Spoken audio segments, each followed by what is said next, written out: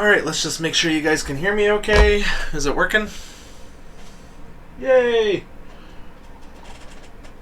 Okie doke. So, tonight's class, a little bit interesting. I know we haven't seen each other in a couple of weeks since you guys had Easter, which was kind of bizarre because the college isn't off, but you guys are off.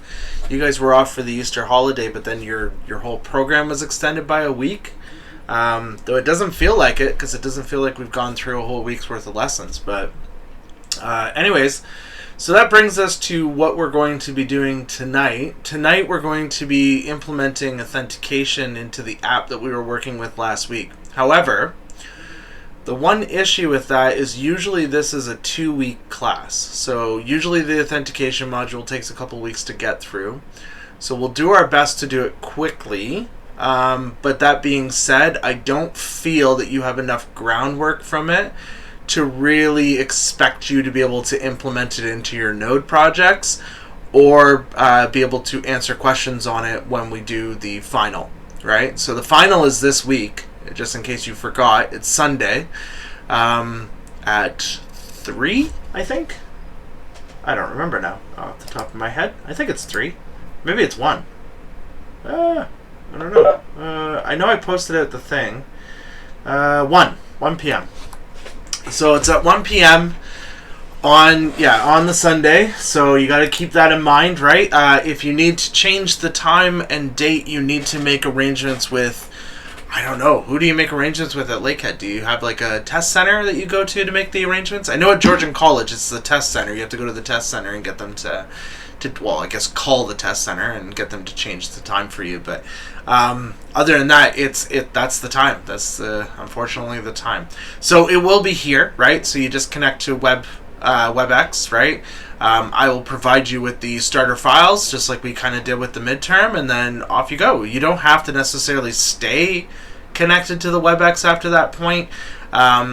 You can go ahead and disconnect and go do whatever you're going to do. It's still going to be open test, open internet, open book, right, and open Discord or Slack, right? So you have still the same way we did the midterm. There won't be any React in it, right? It'll only be on the Node API that we've been covering for the last few weeks. And like I said, the authentication part won't be in it. So not super difficult. I'm hoping to make it so that it's like, I don't know, maybe it might take you an hour and a half tops. That's my goal. So it'll be basically most of the starter will be there, and you're really just fixing and repairing issues with it, and you might have to implement 1 or 2 features or something like that. I haven't decided yet. I'm still kind of up in the air. I'm probably going to make it on Saturday and then deliver it on Sunday. That sounds very Sean-like. I marked all your projects.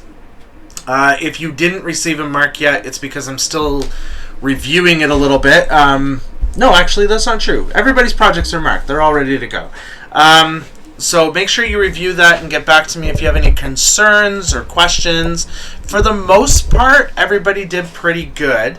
The big thing that I noticed, though, is even though the requirements said you were required to implement 2 interactive features, a lot of people only handed in 1, which is unfortunate because you lost 15 marks by doing that.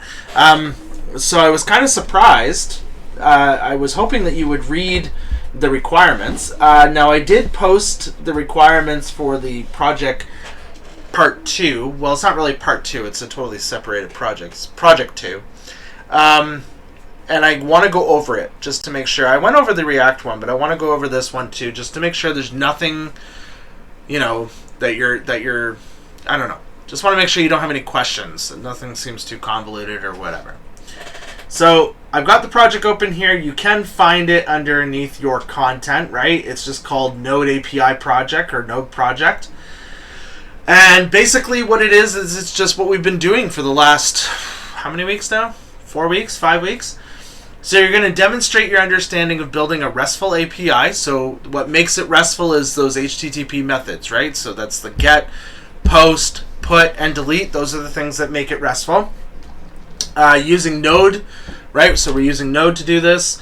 So don't hand me in a Java project or a PHP project, right? Make sure it's Node. And the MVC principles that I have taught you. So that's our controller, and our model, right? The view is what you're responding with. It's essentially the view. We didn't actually create a dedicated view. I mean, we could have, but we didn't. So we are just using the models and the views, right? Or the models and the controllers and your routing, right? So make sure you have all that in place. So here's the requirements. So there's 50 points. You have to have one resource with the following working actions. So it must contain an index, a show, a create, update, and a delete. So a resource is a data source, right? It's a data source. It's whatever you're storing in your database. Those are considered resources to me. So whatever collection you want to create, right? You need to be able to provide it those 5 actions in the controller with the routes pointing to those 5 actions, and it needs to be able to work. The next part is one or the other. So you notice that there's 2 chunks here that are worth 50 points, and it's one or the other, not both, right? But one or the other. So it must contain either an associated resource, so that's like a child resource to a parent. So for example, we created movies and our parent relationship was genres, right? So genre was the parent and the movies were a child because it was a one-to-many. I actually don't care how many associated resources you create. You can create as many as you want. So if you want to do something more like a pivot relationship, you can. It doesn't matter. The point is that you need those 2 resources and they need to relate in some way.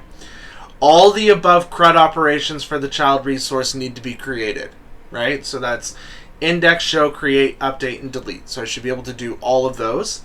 And an endpoint that returns a child document with an included parent document. Now, I don't care if you do that using, say, index. So if I retrieve back the child, all of the parent documents are automatically linked to each one of the children.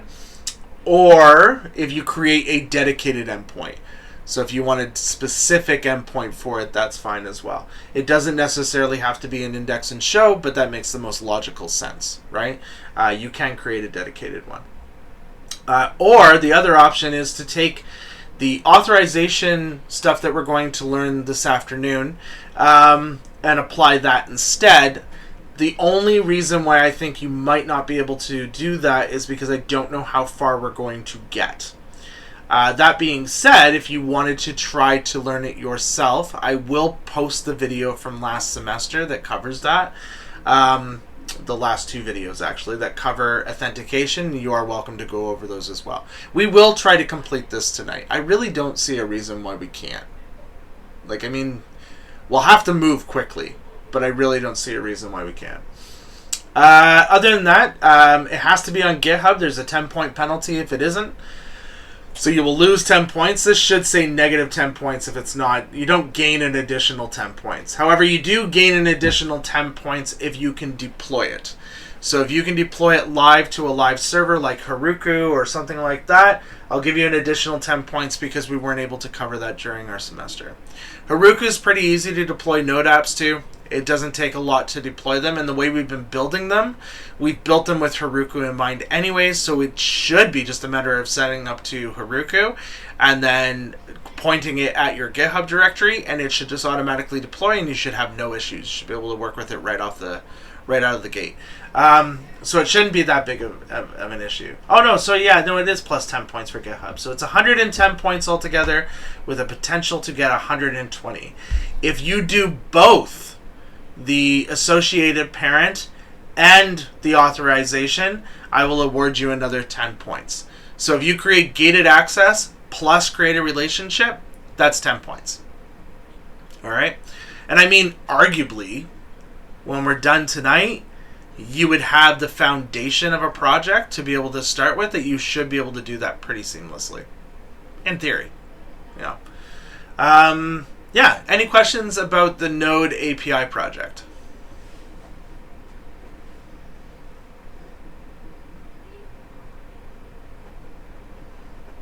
No? So if you want to connect your React application to your Node API, you are welcome to do that. I know some of you want to do that, and I will, if you provide both pieces, I will mark it so that I can see it as a working thing and provide you feedback on it.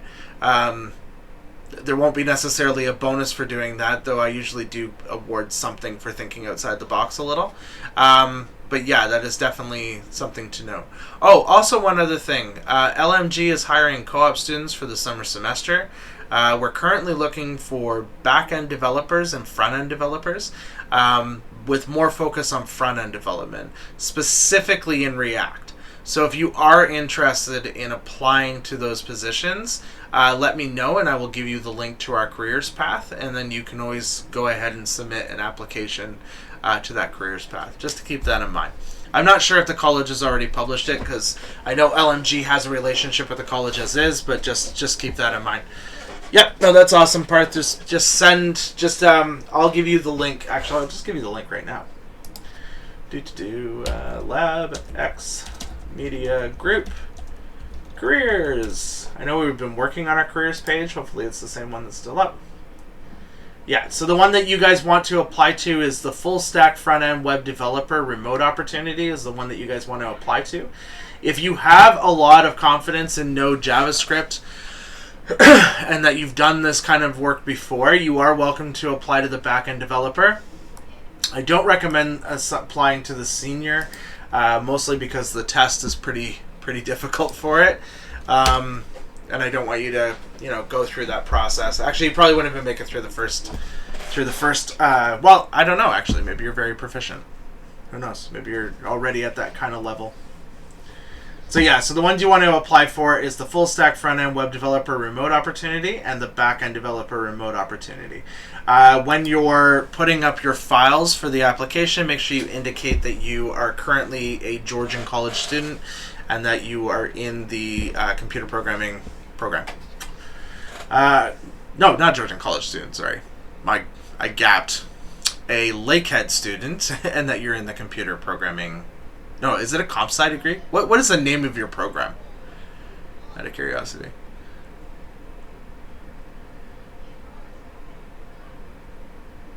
Is it comp sci?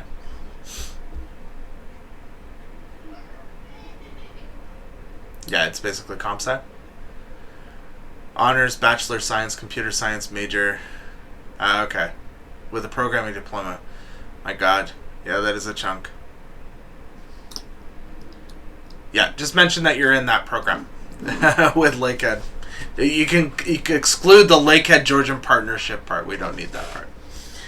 All right. The cool thing about working with LMG as well is that if you get a co-op with them, it is not difficult to get a co-op the following time you need it. So you can pretty much do all of your co-ops that you're required for your program, all with LMG. And they love Georgian college students and they love Lakehead students. They hire a lot from those programs, mostly because they're more local to them. All right, cool.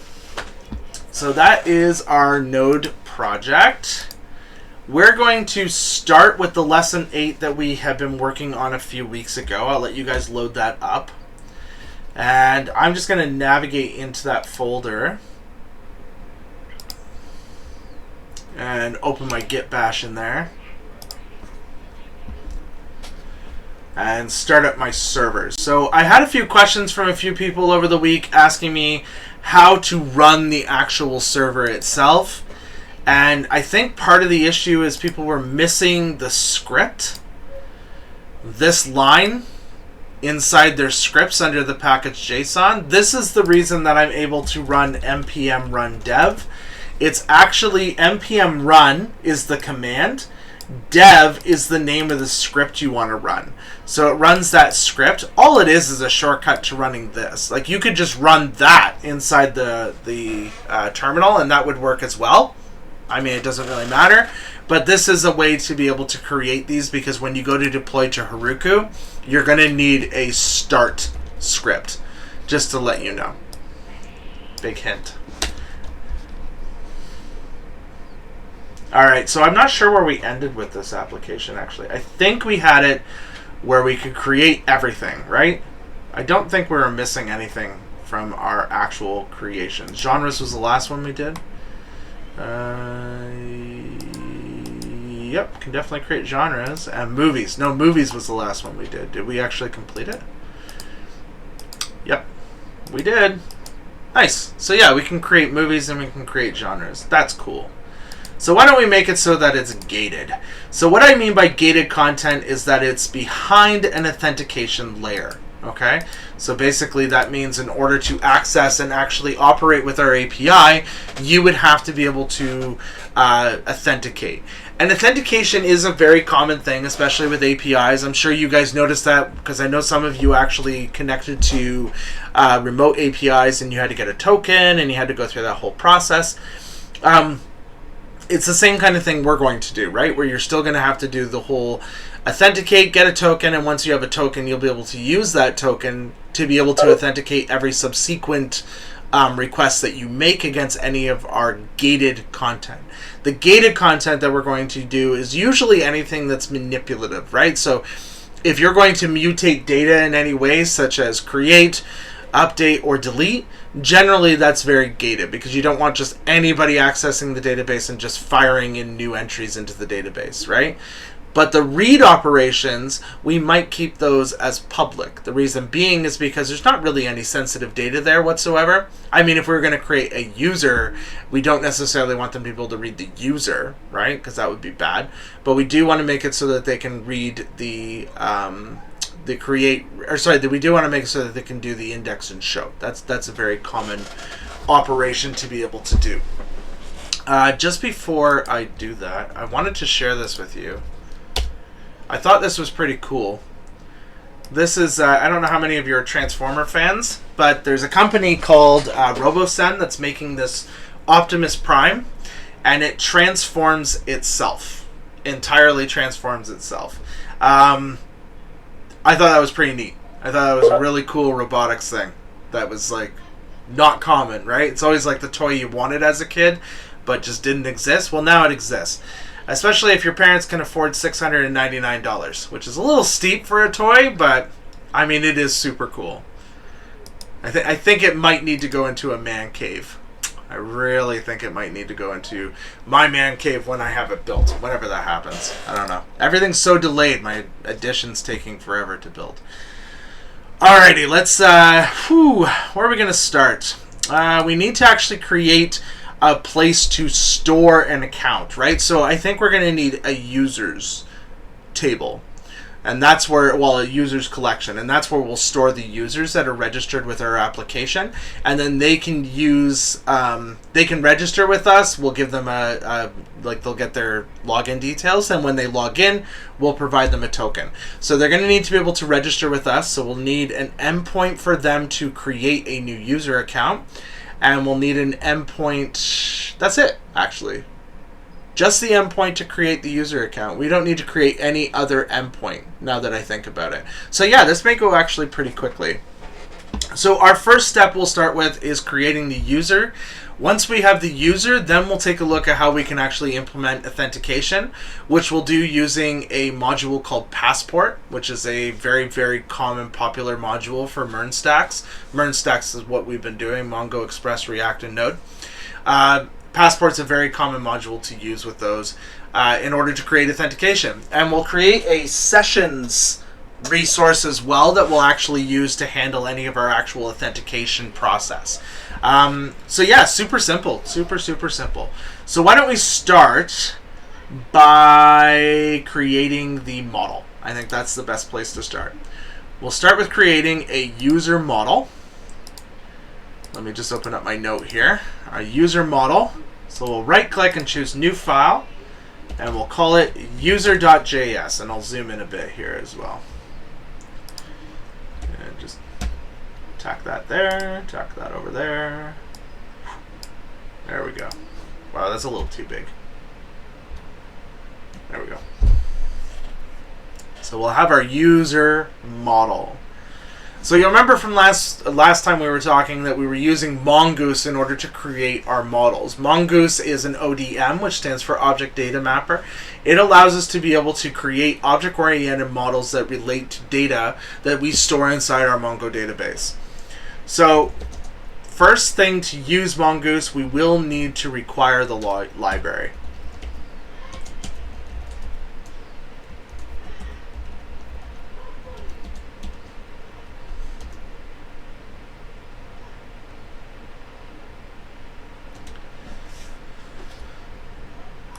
Then we want to create our user schema, right? The three pieces that we always need in order to create any resource, any new resource, like any new model, is the library itself, the Mongoose library.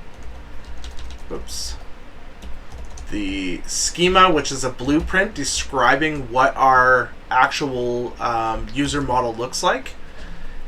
And then the export, so that we can actually export out the user model.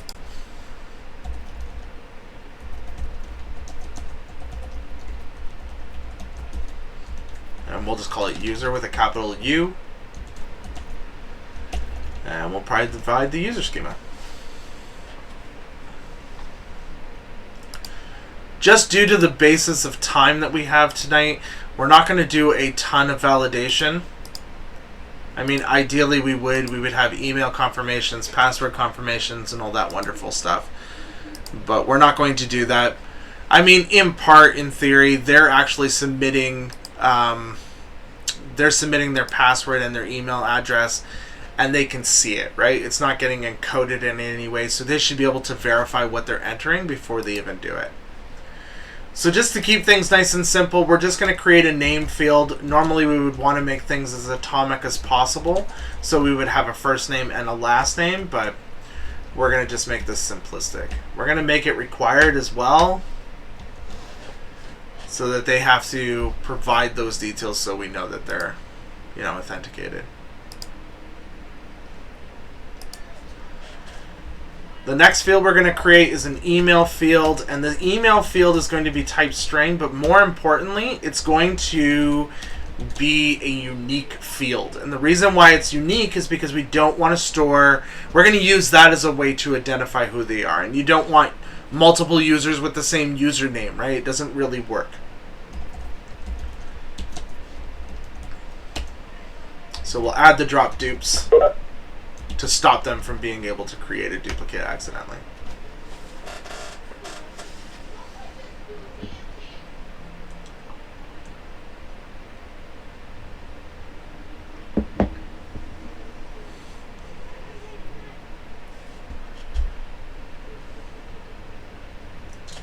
So that's pretty cool. We have our user, we have our email address, we have all the pieces we need in order to create the user. However, we want to be able to create a user with a password, and we could add a password field in here and store the password, but then we would have to handle all of the actual hashing process. So we would have to take it and hash it as an Argon value or a bcrypt value or whatever we're going to do. We would have to deal with the salting of it, all the rest of it. What a pain in the butt, especially when we already have something that we can use that will give us all of that value, and that's called Passport. Passport is an authentication module that we can implement into our application that provides us different strategies on being able to authenticate. So, for example, some of those strategies could be basic authentication, which is just username and password. That's our basic authentication. Passport under the hood would handle making sure that the password gets hashed properly, that it gets salted properly, and that it's stored properly in the database in the correct field. We don't look at that. We don't even need to interact with that in any way because it all happens under the hood. We just point it at the user model that we want to be able to work with, and it just automatically takes care of all the hassle for us. Other strategies that are available are like Google authentication or social media authentication, GitHub authentication, stuff like that, where you can actually use third-party authentication services. But Passport implements the strategy for that for you. So all you need to do is just point your stuff at Passport, and Passport will deal with any of the actual handshake operations that are going to happen with those third parties. In addition, Passport also deals with like a token authentication, so you can create an API with tokens and have it deal with all of that hassle as well. And also JWTs, right? So we're going to follow a JWT approach where you authenticate with our application. We return you a JWT. The JWT is what you use to authenticate any further operations that you want to perform after that point. That's how we're going to handle it. But yeah, so Passport's going to do all of the heavy lifting for us. So in order to implement Passport, and so that we can actually add the password process to our actual application here, we need to disconnect our server, right? So Control-C to kill it.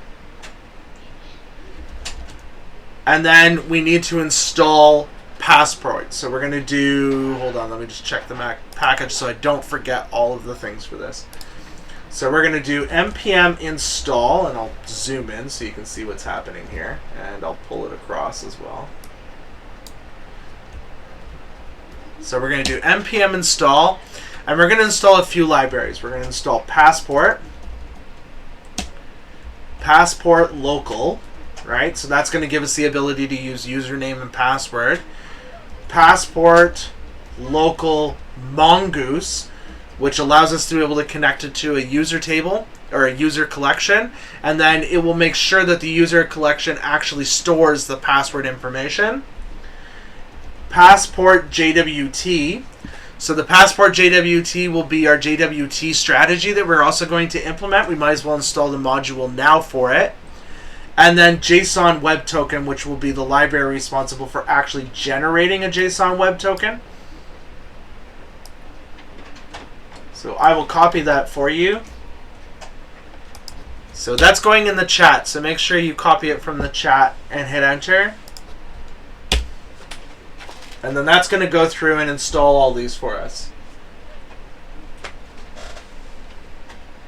Or you'll get 9,000 errors. Why am I getting errors?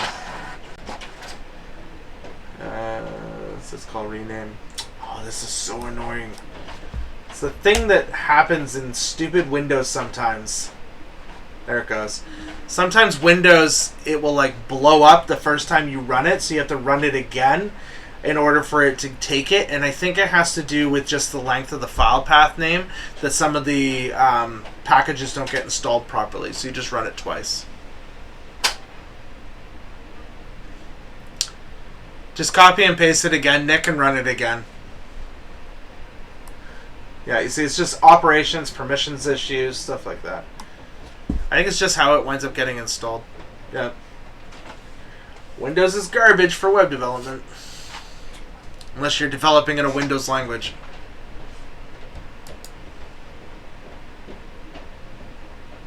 Alright, so that gives us, once again, passport, which is the thing responsible for allowing us to be able to use authentication strategies. Passport local, which will allow us to use username and password, just generic type authentication. Passport local mongoose, which allows us to be able to actually use a mongoose model as the place where we're going to store that authentication. Passport JWT, which will allow us to be able to use JSON Web Tokens in order to actually authenticate with, if we want to. And the JSON Web Token library, which will generate a JSON Web Token for us. Okay, so that's literally all we need in order to make this work. Now, we have some updates that we need to do inside our user table here. I'm just going to re-enable my server here and let it run in the background. The changes that we need to make to the model is just basically implement the actual passport strategies in place. So in our model at the very top, we're going to import the passport. And it doesn't really matter what you call this, but generally we call it passport local mongoose. We're going to fetch this library, which is really just like a plugin. And what this will do is actually provide some extra functionality to our actual model. And then right above where we actually export the model, this is where we'll add it as a plugin. So it's called plugin, which is a thing that's built into the Mongoose schema set. And we tell it that we want to add the passport local mongoose library that we just loaded here, right? And then we give it a list of options. And the only option we really care about is what it's going to use as a username.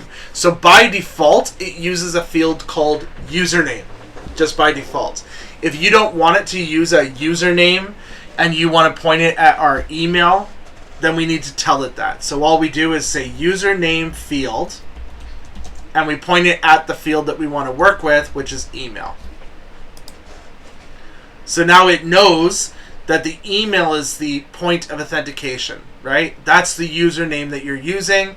And then when we create a new user, it will actually automatically add a new a bunch of fields actually to this model, and like for example, add a token. It will add a salt key, and I can't remember what the other one is. Encrypted or something? We'll look at the database and I'll show you. Actually, we'll see it anyways because we'll be able to pull it out. So that's literally it. That's all the stuff that we need in order to make our user model work. I thought I had this open. So I'll create a paste bin, and I'll put this over on my other screen so it's not blocking everything. And I'll add in this stuff.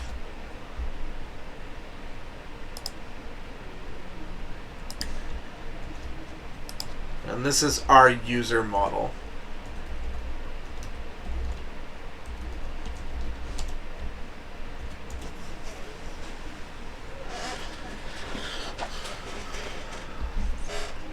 So just a recap, we're importing the passport local mongoose, which is really just a library set, and it will provide some extra functionality to our user, plus also handle some extra magic under the hood. We have to make sure we register it as a plugin. This is almost like registering middleware. We're registering it as a plugin, and we're passing an option telling it that we want the username field to be email. Otherwise, the default username is called username, right? But we don't want that to be our default. We want to use the email field, because we can provide validation in here to verify it's an email address and that kind of thing as well. I'll let you guys do that kind of stuff if you want to. So we're not quite done yet. All this is in here. However, we still need to make sure that the user actually gets used properly as the point of reference for any of our passport authentication. Do we need to do that right away though? Hold on. Passport's always like brand new to me every time I use it for some reason. I don't know why. Require users models, serialize the user, deserialize the user. Nope, I think we're good. We can actually create a user. We just can't authenticate the user yet, as long as we have this model in place. So our next step is to create the actual controller now for the users, right? So we'll go to controllers, we'll right click and choose new file, and we'll create a users.js file in there, and that will be for our controller. And the only action I really care about right now is it exports module. What order does it go in? Module exports. Sorry, and I'm doing this wrong anyways. It's exports and then the name of the action. So the name of the action we're going to do is create. We have request, response, and next. We're going to add our try catch in here.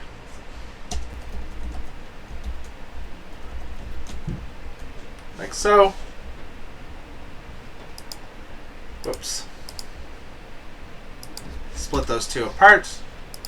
And then in the catch, we'll next our error. So if we get an error, we'll actually just go through the error system that we have, our error handler.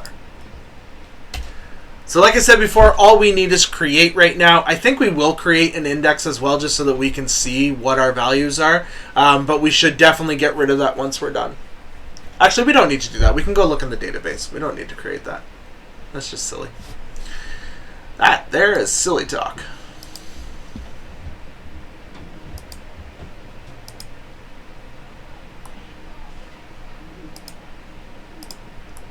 All right. So the first thing we want to do is be able to get all the information we need from the request body, just like we did with genres, just like we did with movies, right? So we're going to do const. The only things we need from there are the name, the email, and the password they're likely going to provide. We could add verification fields in here and provide validation to force verification and everything else, but like I said, they're going to be doing this already in their application, like whatever client they're using. They're going to be able to visually see this. And in the scenario where they can't visually see it, then they should be handling that themselves.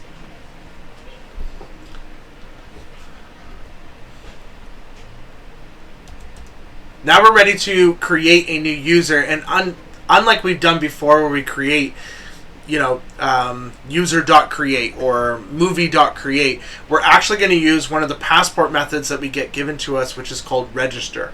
And it allows us to create this new user. No, I did not say that it should be done client-side. Kind of a different approach. The layer of whether or not the email address and the email confirmation match, or the password and the password confirmation match, should be the responsibility of whoever's using the API. They're likely not doing that client side. They would likely be sending to their own server, and their own server would be then communicating with our API. If it's not, then yes. If they're using React and they want to verify that the email is the correct email or the password is the correct password, then they should be doing that in the React server. Yeah, God, no. No, don't do server-side validation in the client. But validating that an email matches an email, that can totally be done in the client. It's just a matter of deciding what your concerns are, really. Okay, so we're going to create a user. And we're going to use the nice await. But before I can use that, we need to turn this into an async function. So make sure you write async beside the request, response, and next parameters. Then we're going to do user.register. And user.register takes an object, right? And the object has all the values that you want to provide, which is really just literally what's in our request body. Now, at this point, you might be like, why can't we just do this? And you totally can. There's no reason why you can't do that. The only reason I write it out like this is because I used to do it that way, and I wound up with so many people not getting it and then missing how the things connect. So I do it this way. But if you want to shorthand it and just pass the request body, you go for it.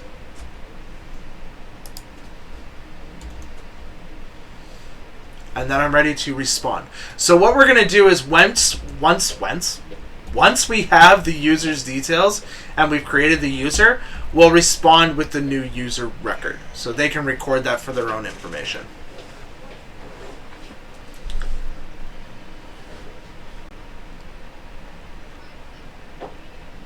And this will return back the password token that gets created. It won't return back their actual password.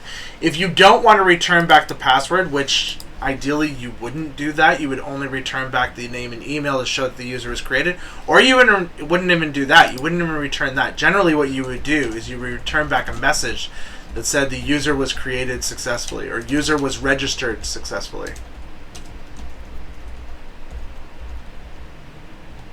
Right? That would be arguably the best thing you can do, but we're going to provide the user detail as well. Only reason being is because this is a class and we want to make sure everything's tested right and we're working okay.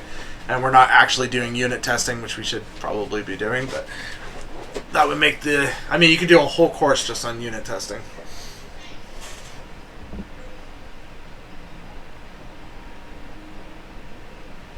So I will leave that open for you to, we can't yet. We can't test it yet.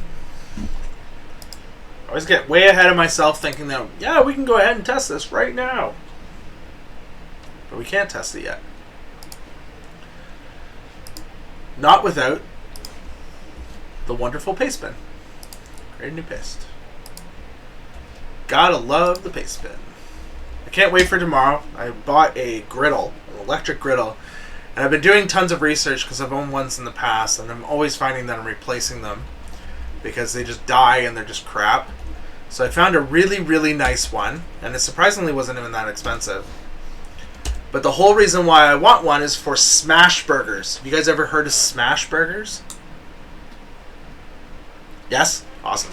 So yeah, this is a guy I'm following on YouTube. He kind of looks a little bit like Jamie Knoxville. But anyways, he does these things called smash burgers. And literally it's just like a ball of meat, right? Like a ball of ground beef. Put it in on the surface, and the surface is nice and hot with like maybe a bit of butter or something on it, and then you smash it down till it's as flat as you can possibly go. Sprinkle some salt on it, and that's it. And then you cook it till it's done, right? They're delicious. They're literally the best burger I've ever had, even though they're the most simple burger I've ever had. But they're hands down the best burger I've ever had. So yeah, I can't wait for tomorrow. My griddle is gonna get there. Yeah, it reaches 400 degrees. This griddle. Ooh, that's a good idea, Alex. That is a good idea. And Costco sells brioche buns now. So my wife bought a bag of brioche buns. So we've got really nice hamburger buns for them as well. Which, of course, I'm going to butter and grill, right? Going to be awesome. Once COVID is over, Nick. And then you can come over for burgers. Let's practice safe distancing. I can mail you one. I'll put it in the mail. We'll mail you one. Somehow I think that would get flagged. Probably get flagged. Alright, let's so now we've got our user's controller. We've got our user model. Let's go create a route. I'm not asking you guys what to do next just because I bet you've forgotten since 2 weeks ago. You had like big Easter dinners and then forgot absolutely everything probably. Users.js, right? If it's any consolation, I have forgotten how to create a route. I don't know why I forgot, but I have. Oh, right. That's the way we do it. Yep.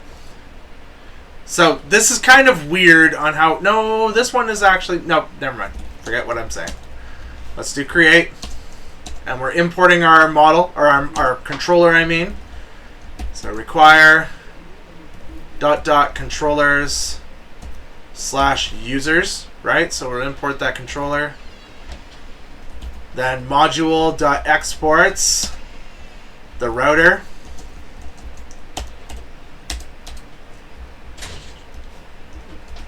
And we're going to return that router as well, right? Might as well do it now because we know we're going to be doing it.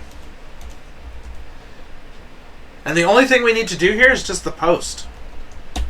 So we're going to post to /users, and that will point to create. Nice.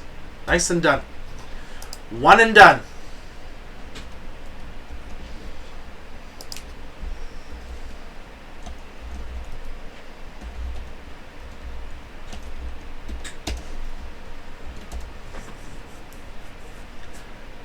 So I did forget something in the controller. Does anybody know what I forgot to do in the controller? Kind of super important.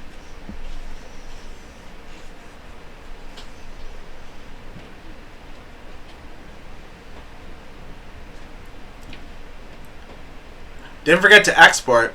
Yeah, I forgot to require the user. So we need to go back to the controller. So I'll just split my screen here. We'll go back to the controller, and at the very top of our controller, we'll add const user equals require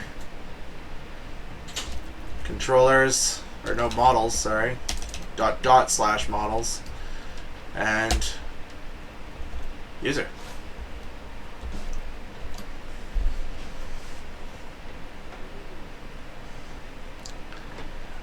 So we've got most of this connected. The only last thing we need to do is make sure to add this route to our routes composition file that we have, right? Which we still haven't actually done yet.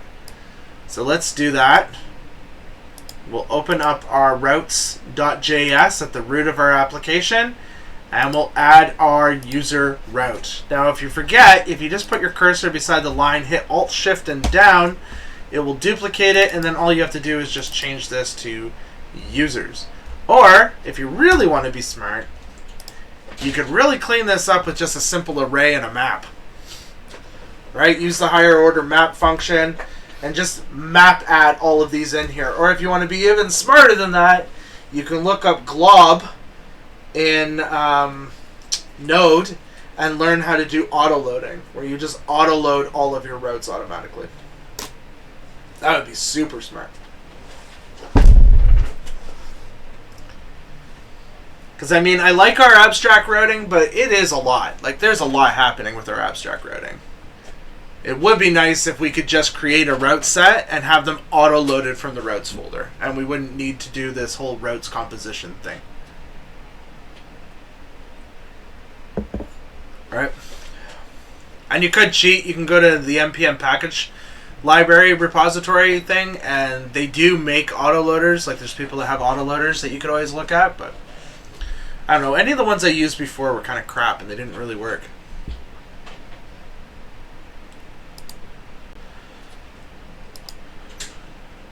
Alright, so we literally have everything in place to be able to create our user. So, I mean, nothing left but to test it, right? We can use Hopscotch, we can use Postman, we can use curl. I mean, you can use literally whatever you want. I'm going to use Hopscotch because that's what you guys are used to me using. So we'll go to Hopscotch.io. I wish I could collapse this side. Does that collapse? No. How do I collapse this side? Go away side. It's actually better if you zoom, like bring it in, and then it like locks to that location, and then it's actually more readable without all that extra crap. So we're going to do a post, right? And we need our URL, which should just be HTTP localhost 4000 users, like that, because we're only posting to the users to be able to create. And I'll copy this.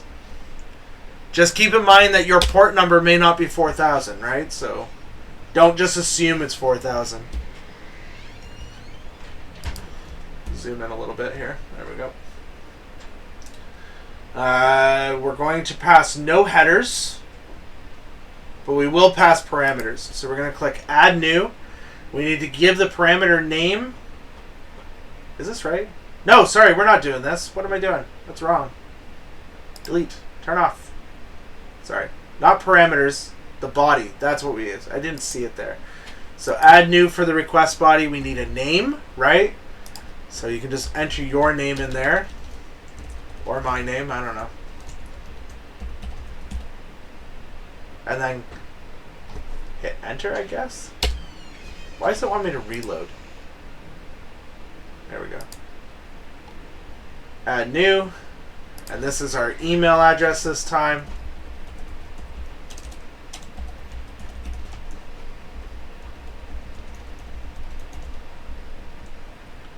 Add new.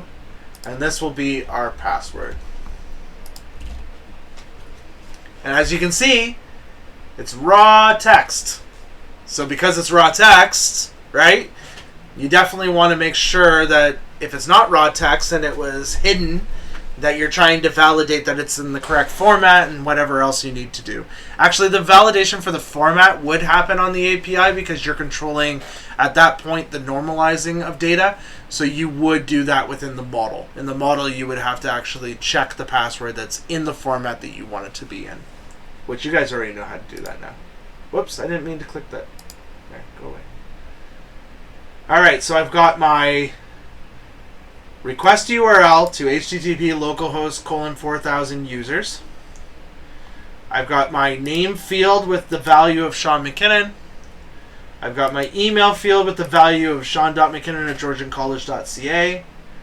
I've got my password field with the password set as ASDF. I am now ready to send all of this off to my running server. Is my server running? Yes, my server is running. Click send. Failed. No password was given. Did I not give a password? Oh, I know why. I know why. I did something stupid.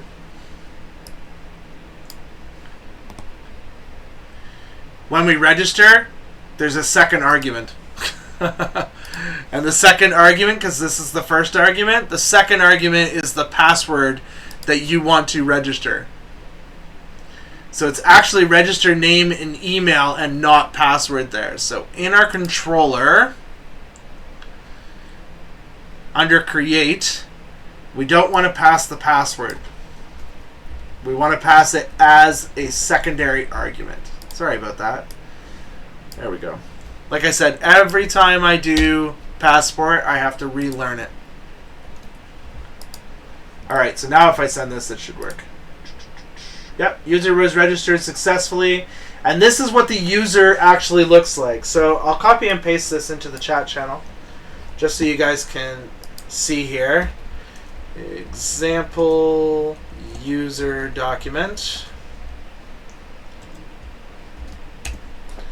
So if you look at this, it's kind of bizarre, right? So you've got your ID, right? We know that Mongoose automatically creates an ID with every record that we create for us.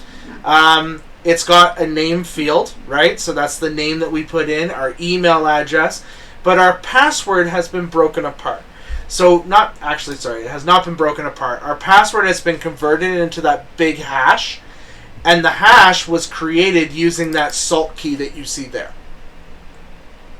So this happens automatically. So when Passport goes to authenticate with us, it's going to pull the salt key, take whatever password we provide, salt it, and then compare against the hash to see if it's valid.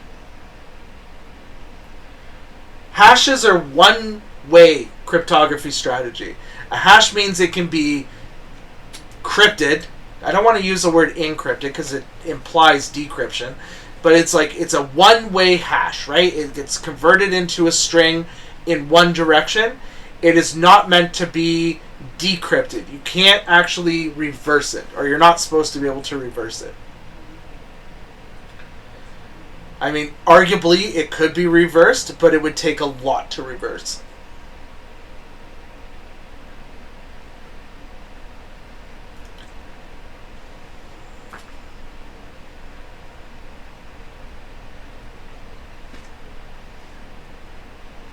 Alright, cool.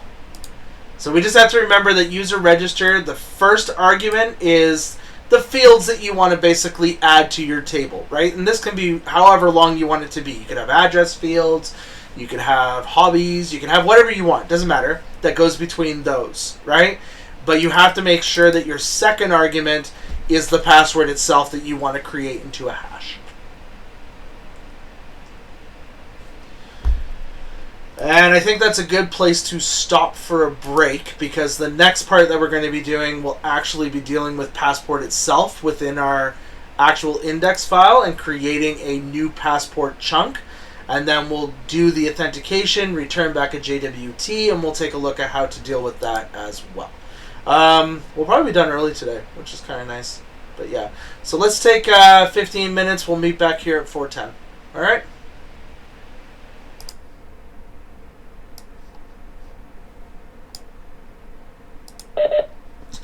I'll double check for you, Parth. 1 second here. I believe it is.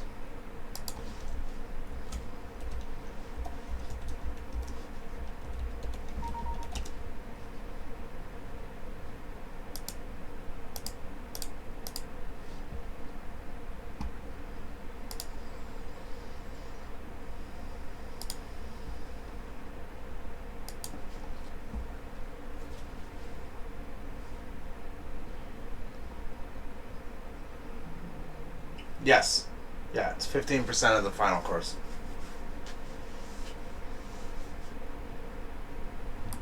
Yeah, no worries. Alright, I guess we might as well start back up. It's 4:10.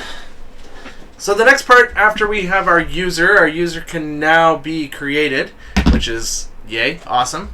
Our next step now is to actually do the Passport authentication portion. So we need to actually implement it so that when the user access the authenticate part, they can authenticate themselves with the username and password, and then they will get back a token that they can then use from that point on to be able to verify who they are when they use any of the gated content inside our application. So all gated content will be the mutatable data, right? So anything that is create, read, update, not read, just create, update, or delete. The CUD, not the CRUD, the CUD, right? Alright, so let's implement that part into our application. So we have all of our route controller pieces. We can create a user. That's great. We need to open up our index.js file. So our main server application part.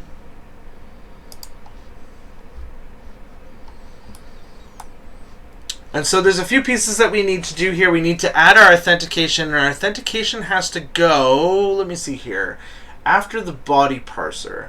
So this is kind of a little annoying. Passport is very particular on how the setup actually goes, and it can glitch pretty bad. It needs to happen before any of our routing happens. So we're going to add authentication modules. So this isn't actually authenticating anything yet. It's just going to set up the authentication piece and register it as middleware. Before we do that, the first thing we have to do is actually enable sessions.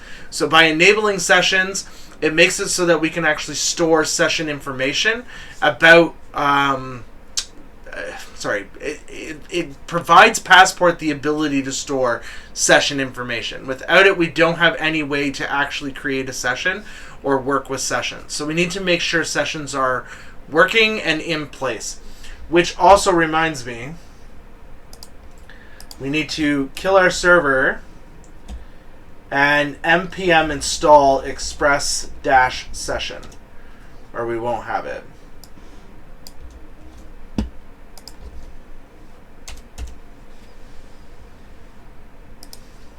And then we can go ahead and rerun our server after that.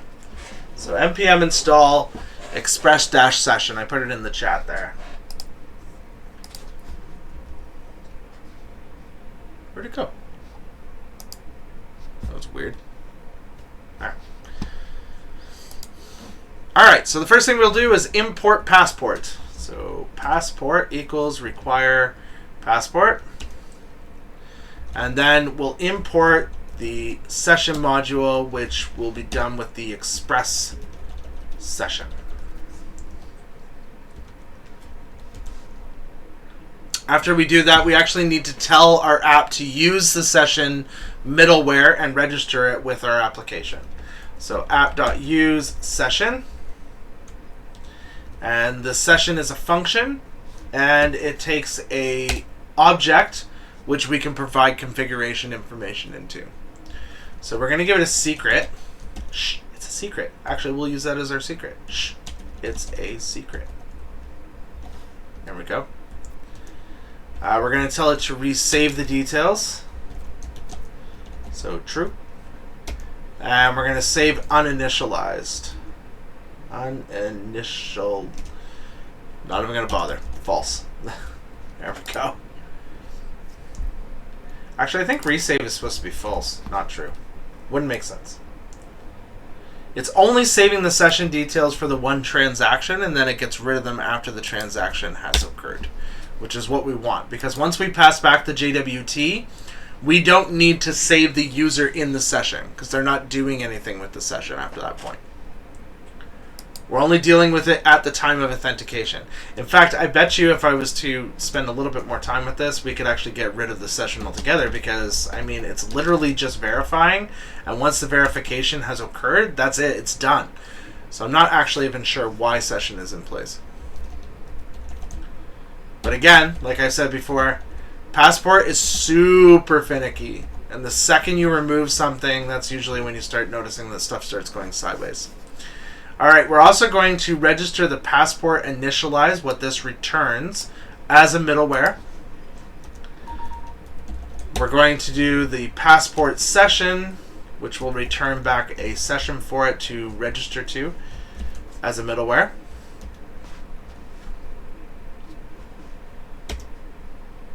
We're going to tell it to use, so I'm going to do, not that, I'm going to do passport.use, and we're going to use our user model. So I'm going to require it right in here,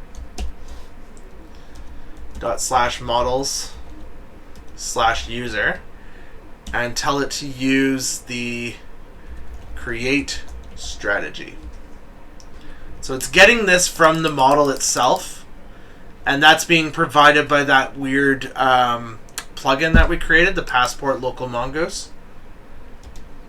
Then we need to tell it to serialize and deserialize and how to go about doing that. And it uses the model in order to figure out how to do that. Serialize the user, and that's a function call. And passport.deserialize the user, which is also a function call.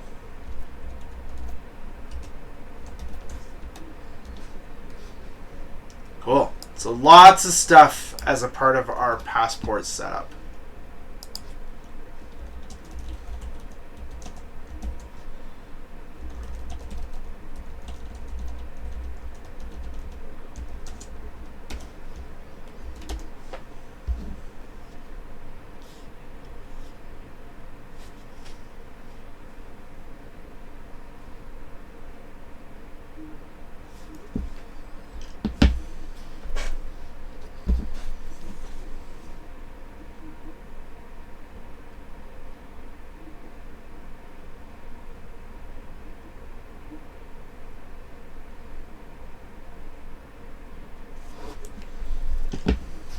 All right. I mean, we're already in here. I don't want to jump out and then jump. Do I want to jump out and jump back? Yeah, we'll jump out and jump back. We'll start with this part and then we'll move on to the next one.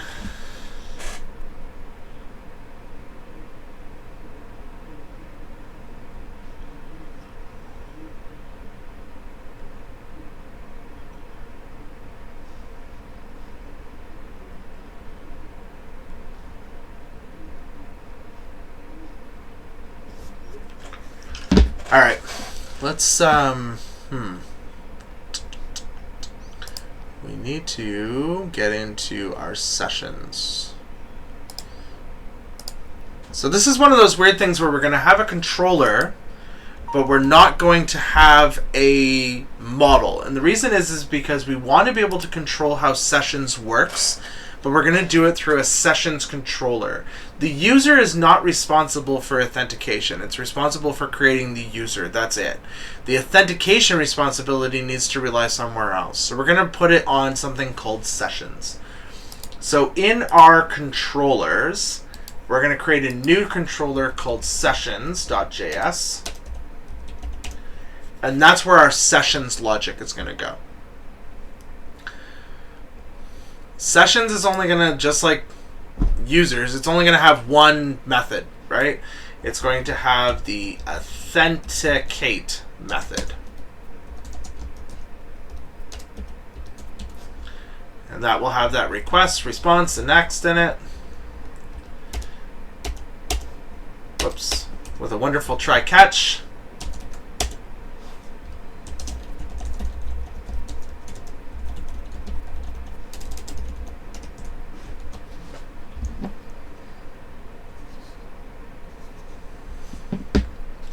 And then all of our regular logic will go here. So in order to make this work, we're going to need passport. That's going to be a part of our thing. What are you doing? There we go. So we'll import passport, and that will give us any functionality that we need to have. And then we'll also import the JWT. Yes, the JWT, because we're going to return one. Even though we're not using it yet, we will definitely return it so that the user has it.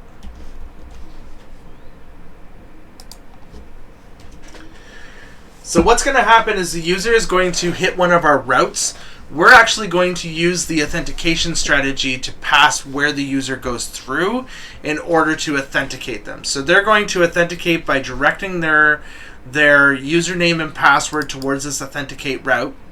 And then when they hit that, we're going to use passport to authenticate them. And then we're going to pass them back a JWT. Then every time they go to authenticate after that, they're going to go through a different strategy. So we're going to first implement the local strategy because it uses the basic email and password as a way to authenticate.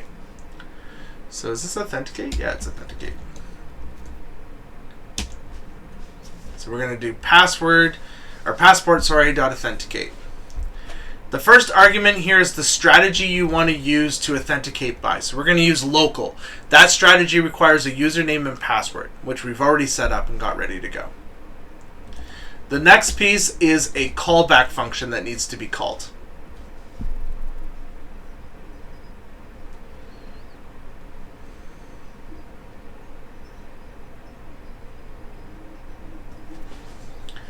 When this thing is finished running, it's going to return back a function, and we pass that function and execute it immediately. So this is kind of a bizarre look.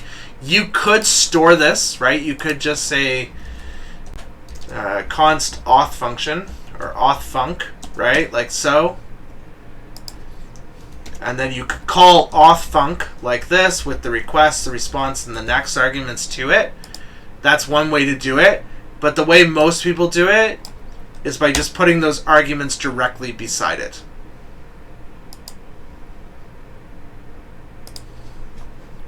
And now they're passed by whatever gets returned by this method, which is just a function call. All right, let's let's do our strategy here. So we're going to first check to see if there's an error or there doesn't happen to be a user. These two arguments that we're working with come from passing the parameters into the callback function. If either of those are an issue, we're just going to return next error, right? So if there's an error, then we'll return next error. If there's no user, then we'll return the no user. We don't need this variable anymore. Next, we're going to log in the user, or we're going to attempt to. That takes an argument of the user you want to log in. We set our session to false because we don't plan on storing our session. And we create a callback function. But we can't call it error because we already have error. We're going to call it error. Imagine most of you are just waiting for me to paste all this. We're going to check to see if error exists. If it does, then we're going to return next error. Otherwise, our user's good. Our user has passed the login. They have been authenticated. We're now ready to set up all of the rest of the pieces that we want to set up. So we're going to create a body that we're going to convert into a token. And the reason why we're going to do this is because we can use that body in our client, which will contain like details about the user, and they can use that for whatever they're going to do in the client. So we're going to do const body equals underscore ID, and we'll store the user dot underscore ID. I mean, this is just the user record, right? And we'll store their email address as part of our body token. Then we'll create our token by using jwt dot sign. We'll store that in a variable called user body. There we go. And then we need to pass our salt key. This salt key must be the same salt key you set in the index file. So in the index file, go find the salt key you created, copy it, and paste it here because they have to match. Yes, you can use things to auto-generate salt keys and keep track of them and stuff like that. We're not doing that. We're trying to keep this fairly simple. Then we're ready to return with the response status of 200. And the JSON we're returning back is the token.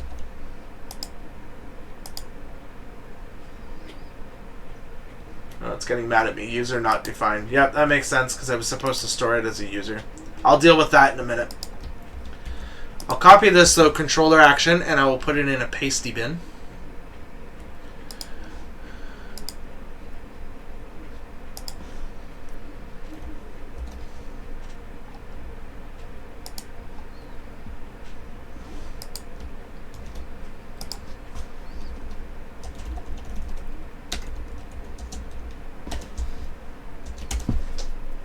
There you go.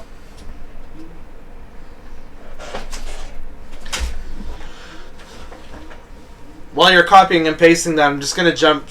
What? Not sure if this is the correct solution, but this is what I added to the index to fix that error. Yes, that's exactly the solution that we need to do, Leo. So where I added in this require is a problem. We need to take that out, do const user equals that. Like so. And I've got one too many things here. And this gets passed in the user. Sorry, this gets passed. This is nuts.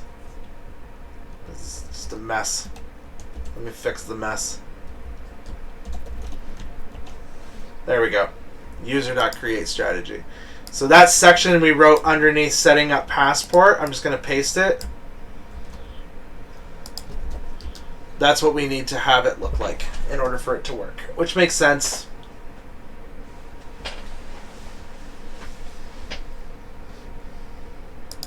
And now it's working because it says listening on port 4000. I mean, our sessions controller is still inaccessible because we haven't built the actual, piece that's necessary for routing to it. We need to build our route for it. So why don't we do that now? We'll build our route so that we can actually point to it. So we're going to, underneath our routes, we're going to create a new file called sessions.js. And it's going to look pretty much like every route file we've ever created before. We're going to add authenticate in here. Spell require with the actual letters that are a part of the word. Controllers. Sessions.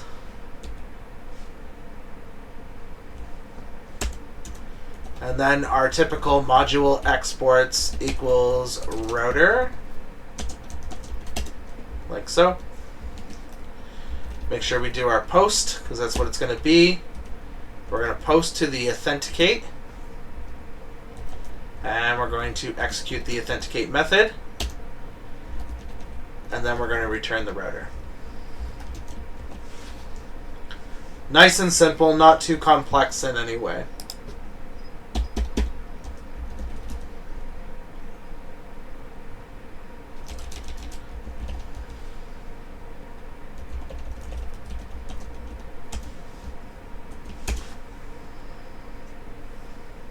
Super simple.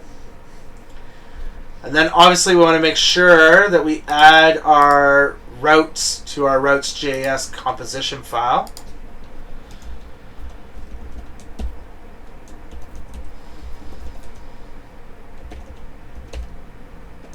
Sessions is with 2 S's.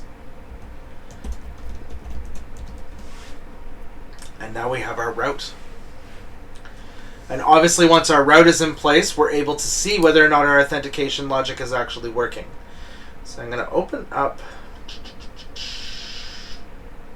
Hopscotch. And I'm going to log in. So I'm going to post to authenticate. Now the nice thing is I can just post to authenticate because I've got email and password here anyways, and the name I don't really care about. So I'll just post to authenticate with the email and password. I should be able to see that I was able to be authenticated. So if I click send, I got a token back. If you get a token back, it means you were authenticated correctly. Now this token, I don't know if it changes each time. I think the end part changes each time. Hold on. Don't copy this. I'm just going to paste it. I just want to see if it changes each time I do this. Yep, it does. The end part will change every time. The beginning part should always be the same. Maybe it won't be. Sorry, this first chunk will always be the same. And the reason is that the first part of the chunk is the user details. The second part is a salted password, right? That's how it figures it out. There's 3 parts to that altogether. Nice, that works. So now all we need to do is actually restrict access to things and make it so that you need our JWT.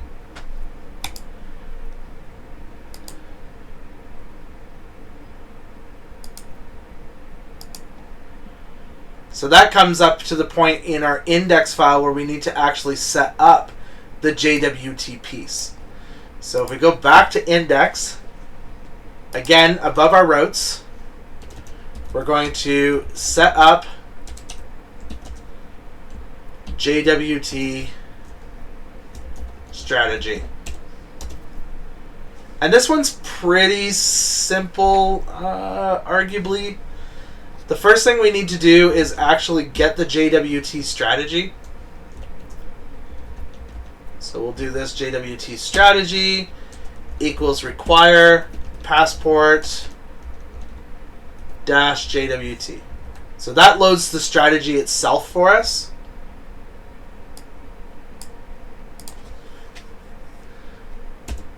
Whoops, stop that. Stop doing things I didn't ask you to do.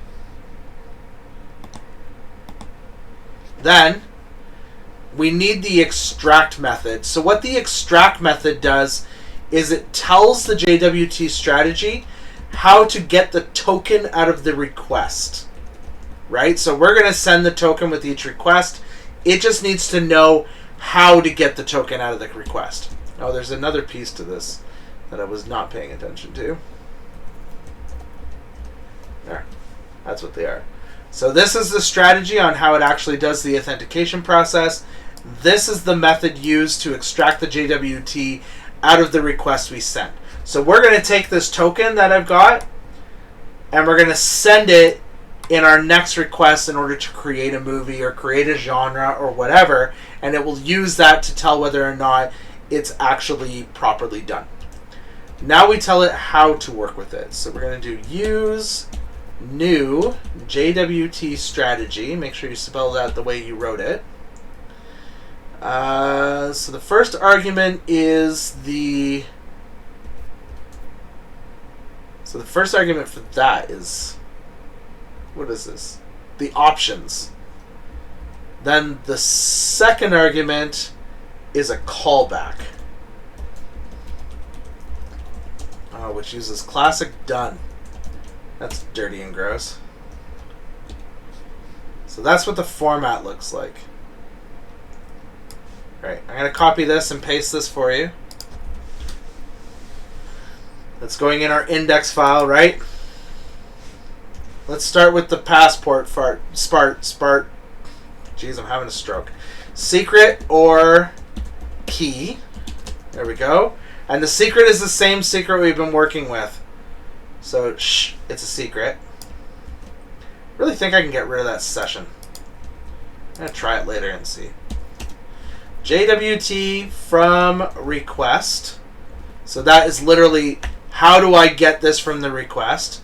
And we're going to say extract JWT.from extractors, which allows us to define how it can go ahead and retrieve it.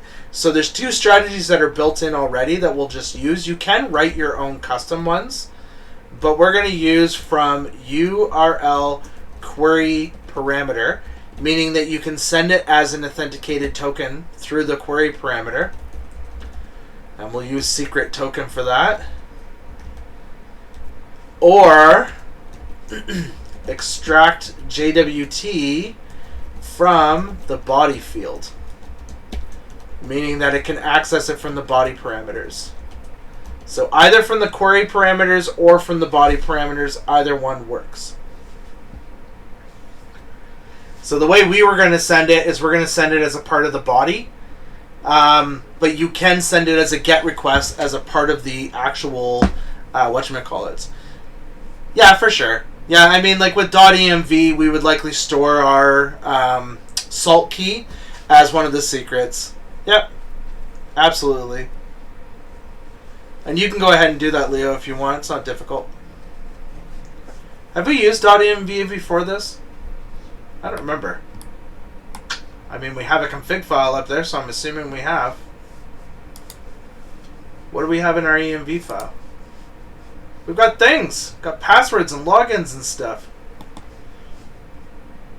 Yeah, we should be totally putting stuff in there.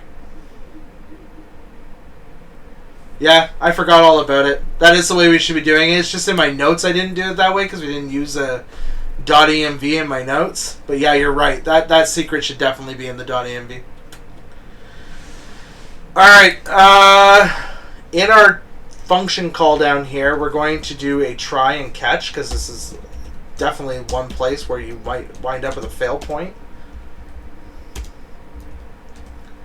And we can call done error here, which will then pass on to our next function. But what we want to return is done null token dot user. So that's what we're looking to get back. This should be, oh yeah, no, it worked. Okay. Alright, I'm going to copy this whole file just because so many things happen in this file. And I will go to Pastebin and create a new wonderful Pastebin.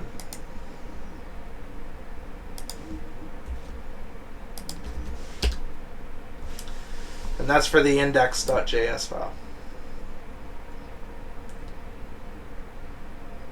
So this registers this JWT strategy with Passport. Once it's all registered with Passport, we are welcome to use it in any authentication that we want to do on our routes and our paths. So the way that's going to happen is we're actually going to go into our routes themselves and modify our routes to use our passport authentication method, tell it which strategy we want to use, which will be the JWT, and it will auto-execute this functionality each time, which is pretty cool. So we just need to add it, like I said before, to anything that we're trying to authenticate. So if we do, let's do genres and movies, right? Both of those. And we'll work on those two things. Let's start with genres. So when I look at genres, I don't care about index or show. It doesn't matter to me if they're authenticated or not.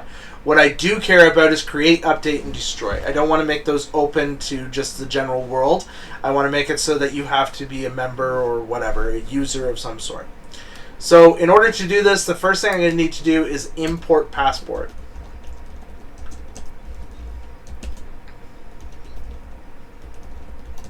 Because it isn't available to me automatically. Then the next thing I'll do is I'll add in a argument just in between these two that allows you to basically say, hey, use this chunk of middleware when you go to run this particular function. What's kind of neat about these routers is you can actually provide as many function calls as you want.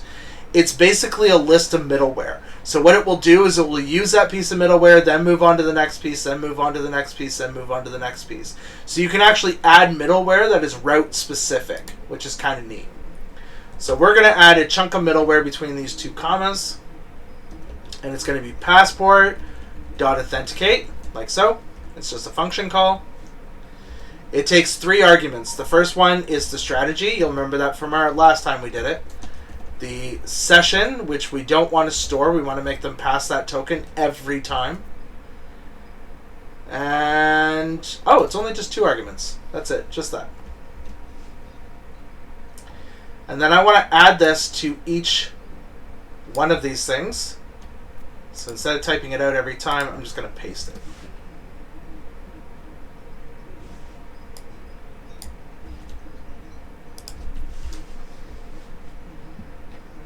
So what that will do is if I navigate to genres and go to attempt to create a new genre, I have to make sure I pass my JWT. So I'm going to go grab my JWT and I will show you what happens in this scenario. So I don't need the quote characters. To the end here. There we go. Got my JWT. And I think I'm going to, I'm not going to store it in my whatchamacallit, so I'll just store it down here for a minute. Don't write that out because you don't need it. So the first thing I'm going to do is I'm going to try to create a new genre. And is it title? I don't remember what it looks like anymore. What is it? Name. That's it. Just name. So it's the name field, so I need to add a name. Well, I already have a name here. That works, actually, because it will just ignore everything else.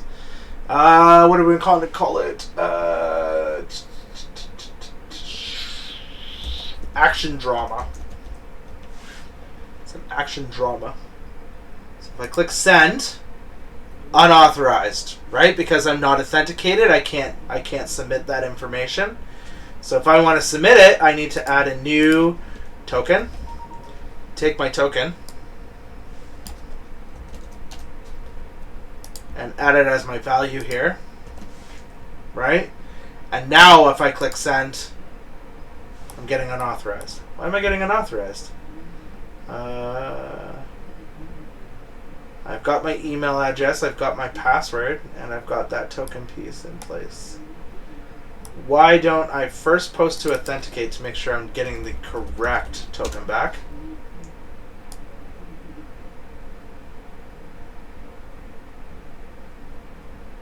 I sometimes forget to capture absolutely everything.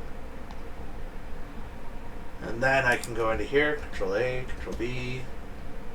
Oh, because of the name. I wrote the name wrong. It's secret underscore token. Gotta be careful about that. Secret underscore token. And then if I go to genres, Click send. Yay! Genre is created successfully. Nice. I click send again. I should get errors now because you can't create them more than once, right? So just like we did last week. But if I go to get genres and I remove my token, where's my token? Oh, it already removed it, right? Because it already removed the body. And I click send, I get all of my genres back because they're public. They're publicly accessible. See? They don't have the authenticate in here. If I wanted to force it to be authenticated, I could just take this function, apply it here, like so, hit send. It's going to tell me I'm unauthorized. And if I want to add the token as an authorized token, I just add it as a parameter here. Call it secret token, like so, and then pass the value here, which I stupidly removed my original token. Maybe I can use the last one I had. Whoops. V, and then we'll just reverse everything back. Nope. Do do do do do. There we go. Alright. Send. And I get my stuff back. And I'm authenticated. Authentication works like a charm.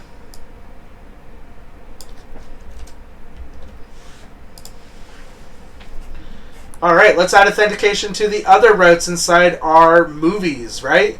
So I'm just going to copy this chunk because, I mean, it's the same for literally every one of them. And there are definite ways that you can make this better, right? That you can make it so that it's, you know, what's the word I'm looking for? Dry. Because right now it is definitely not dry.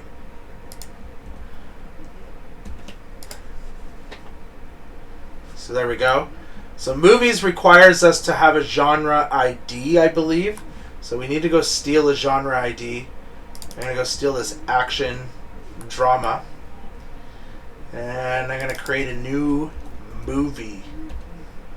So we'll post that. And I don't remember all the fields I need. Let's see here. No, don't give me raw input. What are the fields I need for movies? Go. See how these like models come in really handy? Like they give you a blueprint of all the fields you require. So we need a title. And the title is going to be, I mean, what's a good action drama? Probably The Expendables, right? That was an excellent action drama. The length of that movie. Hey Google, how long is The Expendables? The running time of The Expendables is 2 hours and 10 minutes. So 0 to 10. I think that works, but we'll add :00 for the seconds at the end. We'll try to maintain that format, though we really should have something in place that does that. Hey Google, what year did The Expendables come out? In Canada, it was released on August 13th, 2010. 2010. Is it really that old already? It's already 11 years old. Synopsis. Every action, 80s action star ever. Enough said. Need to add a rating. Hey Google, what was The Expendables rated? Bet you it was R. R. Yep, it was rated R. And remember, our R rating has to match our enum or it will actually blow up. And for some language. And then the genre, and this is where we come into effect. We need that code. There we go. So I've pasted in my ID. You can't just make it up, right? It has to be the ID of the genre because our data type is that object ID. So this is going to blow up. Do I have a secret token in here right now? I have a secret token as a parameter, which will still technically apply and allow me to be able to create the genre. But what I'm going to do just to show you, Control A, Control X, I'm going to take that out for a minute and delete that. And then I'm going to try to create the movie, and it's going to tell me I'm unauthorized once it's done. Now it's going to throw a network error is what it's going to do. Just clear all your stupid requests so I can see what's going on. There. Alright, I got a network error, which is weird. Let's try that again.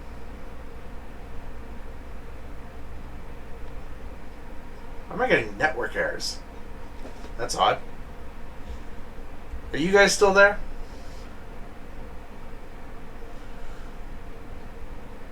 Maybe it is.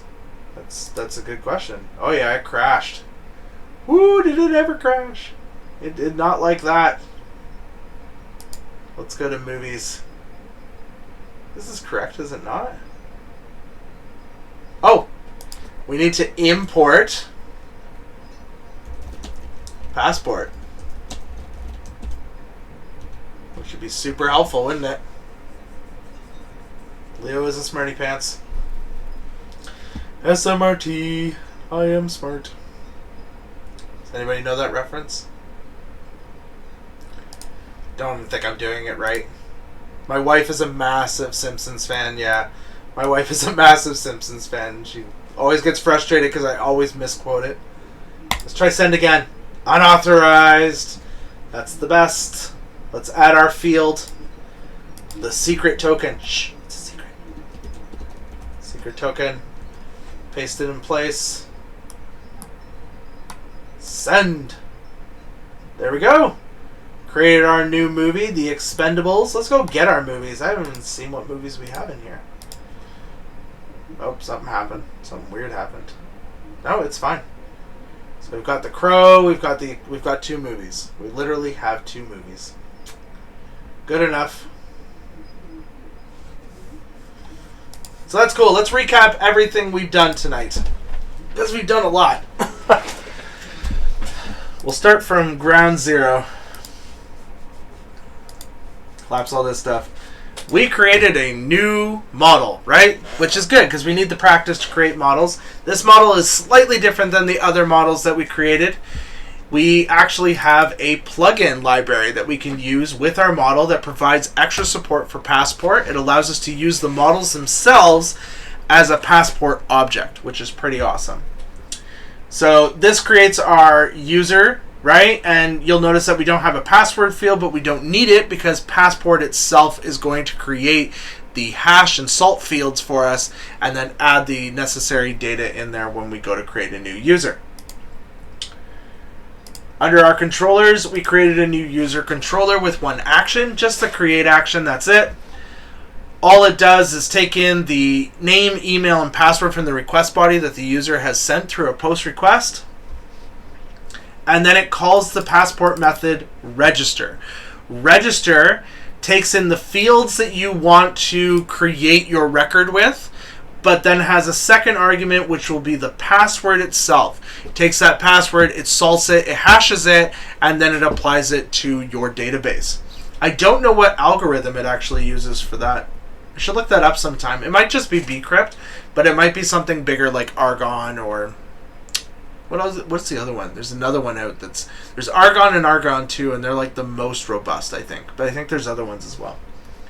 And then it sends you a register message plus the user account as well. I mean, arguably you should just remove the user account. I mean, it doesn't really matter. They created it. I mean, it doesn't really matter. If we get an error, obviously we next on it. So after that, we created our routes for the user. Straightforward. It's just the same as we've done with every single week for creating a route. And then we register the route with our routes orchestrator, right? After we did that, we implemented Passport and we downloaded Passport and added it as a new module, and then we set it up. So to set up Passport, you required the Passport module. You used Express sessions to be able to create the actual session object that can be used by Express. We created a session for Express, though I'm still debating on whether any of that is actually needed. I feel like I could pull all that out and the thing would still work. I'm going to try that in a second, actually. Then setting up Passport. So we have to initialize the middleware, right? So we initialize the middleware pieces. We bring in our model. And then we tell Passport that we want to use whatever strategy this model is providing. By the way, the strategy is coming from that Passport local Mongoose plugin. It's giving us the strategy. Other words, we would have to write the strategy like you see here. We have to register these two middlewares as well, serializing the user and deserializing the user, which again we just get from the strategy. We import the two methods that we need, the strategy method and the extract JWT method. We tell it that we want to create a new JWT strategy, and we tell it how we want to work with that. So what is our secret key that we're going to work with in order to decode the JWT token? And where are we getting our JWT token from? So we're getting it either from the parameter strings that come through our request, or we're getting it from the body, right? Either one.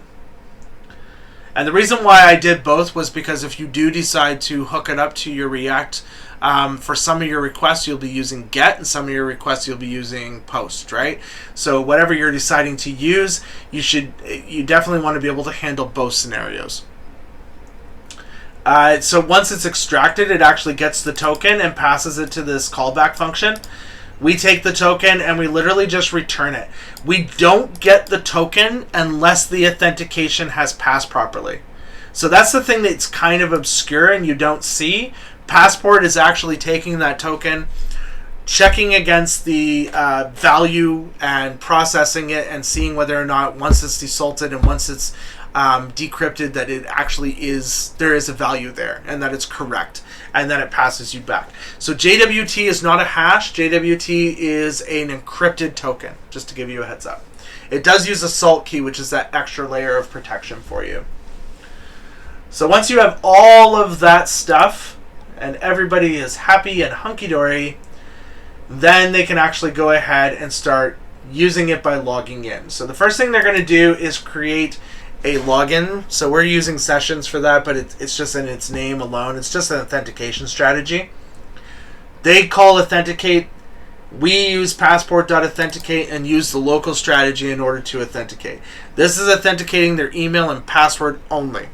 If their email and password pass our authentication strategy, then we're going to return them a JWT token that is going to contain their user ID and their email address, all within that token, that they can then extract and do whatever they want with.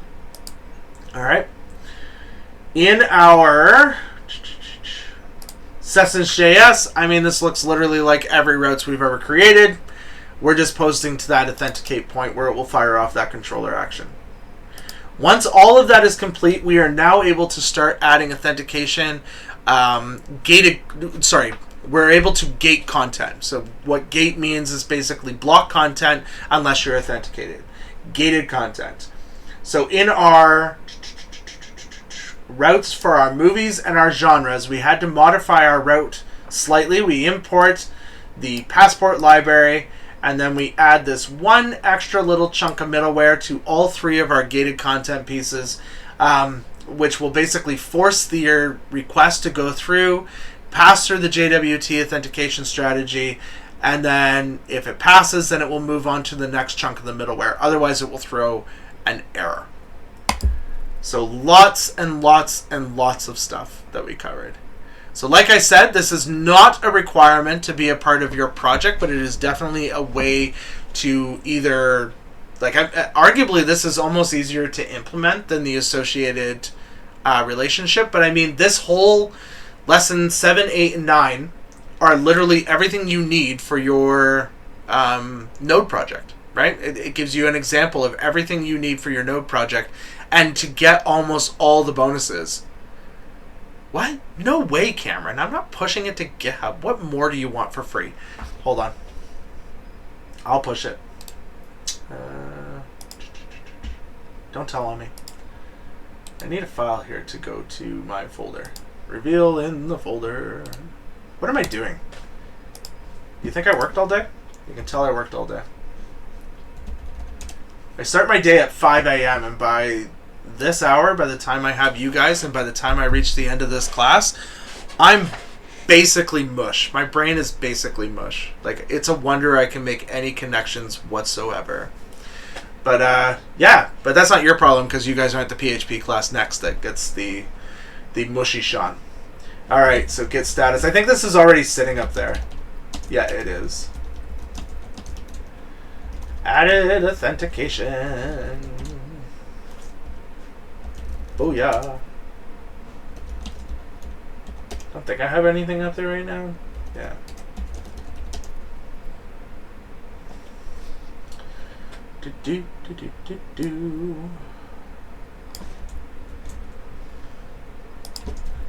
There you go. Yeah, that's tough. Yeah, no problem.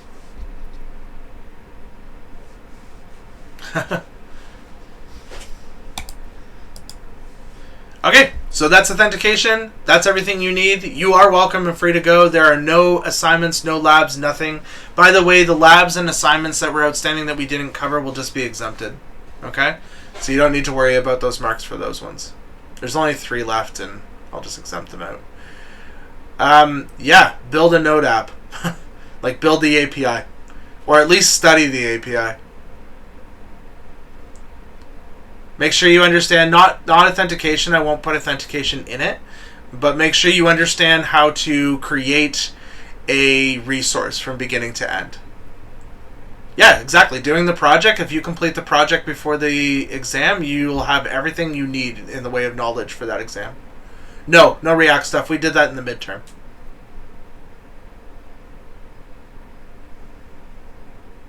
Yeah, no worries. So I will see you guys on Sunday at 1 p.m.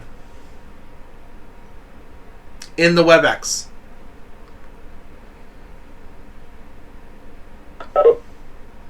Yeah, no problem. Have a good night. My pleasure.